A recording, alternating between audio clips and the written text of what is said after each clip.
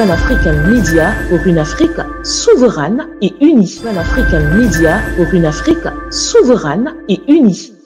Méthodiquement, Président, je souhaiterais pour la gouverne de l'ensemble de nos téléspectateurs qu'on essaye un peu de revenir sur le fondement même de cette guerre entre le Rwanda et la République démocratique du Congo. Il est très simple. Historiquement, c'est une région qui a été travaillée par les différents colonisateurs, oui, belges, allemands, français, etc., et qui ont laissé, n'est-ce pas, dans l'océan des indépendances, ce qu'on appelle une région de Grands Lacs fondamentalement chrysogène. Et un des foyers de cette chrysogénité, ça a été la contradiction qu'ils ont créée au Rwanda, oui, à la faveur de l'éclatement de l'Empire Rwanda-Urundi. Ces gens-là ont créé, vous voyez, sous d'aller au Burundi, vous verrez que c'est le contraire qui est au Rwanda. Oui. Si les Tutsis sont une minorité au Rwanda, ça va être le contraire au Burundi. Au Burundi, vous voyez ça. Donc c'était un même empire.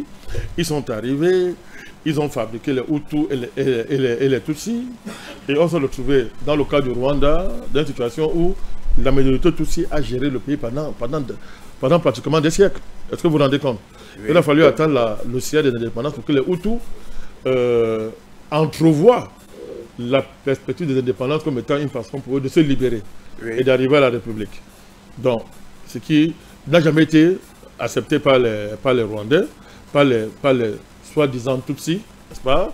Et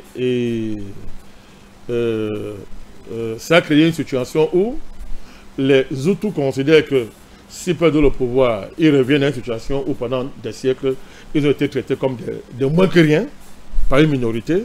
Et vous avez l'autre côté, n'est-ce pas, des Tutsis qui estiment que, bon, s'ils sont en dehors du pouvoir, ils vont disparaître du fait des exactions qu'ils vont subir de la part des Hutus.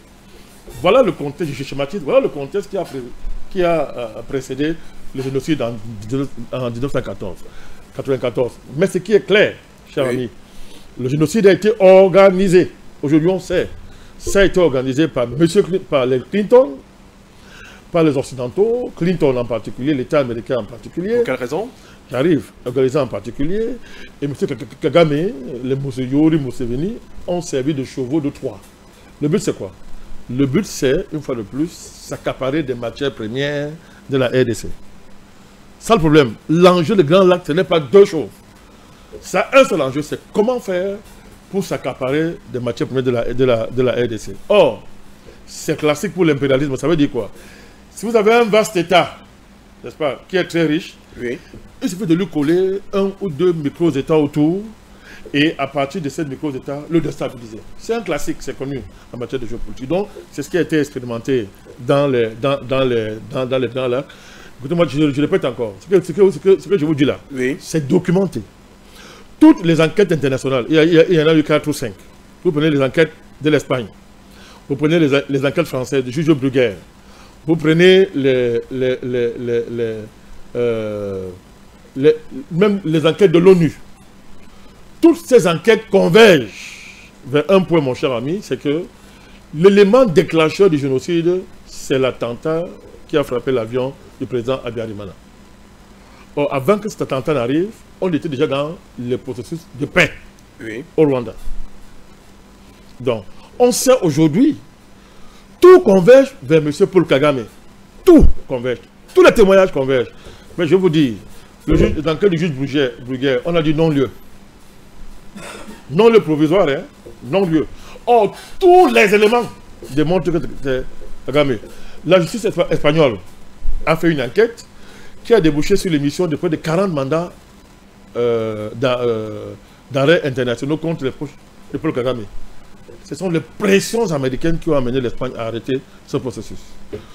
Tous ceux qui ont travaillé avec Kagame, avec lui, dans le cadre de la conquête du pouvoir, et qui après ne se sont plus sentis en sécurité avec lui, et qui ont voulu témoigner dans le cadre de ces différentes enquêtes internationales, ont été assassinés. C'est le cas de son ancien responsable de renseignements extérieurs, de son chef d'état-major. Assassiné, l'autre a été assassiné en Afrique du Sud. Assassiné. Mais écoutez, c'est clair, tout le monde sait aujourd'hui. Vous avez une enquête de la Cour internationale de justice, c'est documentaire, hein, où il est démontré que Kagame a fait tuer les Tutsis et fait porter le chapeau aux Hutus. C'est démontré. Ça aussi, les Américains, dans tout, ont bloqué. Moi, je vous pose une question. Pourquoi Kagame est-il protégé? Pourquoi on le protège? Pourquoi on le protège? Et ce pacte-là, c'était quoi? C'était que, à la faveur donc de la fin de la guerre froide, les Américains ont décidé comment on dit ça, de transformer la fin du régime Mobutu en un chaos sous-régional, de manière donc à créer des conditions où ils vont encore s'accaparer des matières premières. C'est comme ça que, n'est-ce pas, quand Kagame et Museveni se mettent ensemble pour créer l'AFDL, oui, avec le Kabila père, Kabila arrive au pouvoir en ayant signé, n'est-ce pas, que les matières premières de la RDC, du moins de l'Est, etc., appartiennent aux Occidentaux. Mais le maître d'œuvre de cette affaire s'appelle Paul Kagame. Quand il va se retourner contre eux, il va être assassiné. Et c'est le début de la longue guerre, des deux guerres. Donc il faut rappeler aux téléspectateurs que Kabila père ne meurt qu'à la suite de son indignation face au pillage. Il se retourne, non, arrivé au pouvoir, il se retourne contre ses anciens alliés rwandais et ougandais. Oui. À l'époque, le chef d'état-major de l'armée, le ministre des Affaires étrangères, ils sont rwandais. James Kabaré, comment ils s'appellent encore? Ils sont, j'ai oublié le nom. Tous les postes stratégiques étaient dans les mains des Rwandais. Oui. Alors, Kabila va se révolter parce qu'ils allaient des actions en actions. Et ça déclenche dans les deux guerres du Congo, n'est-ce pas? Qui débouchent donc, ces deux guerres font tellement de morts. Et les qui sont en premier? Kagame.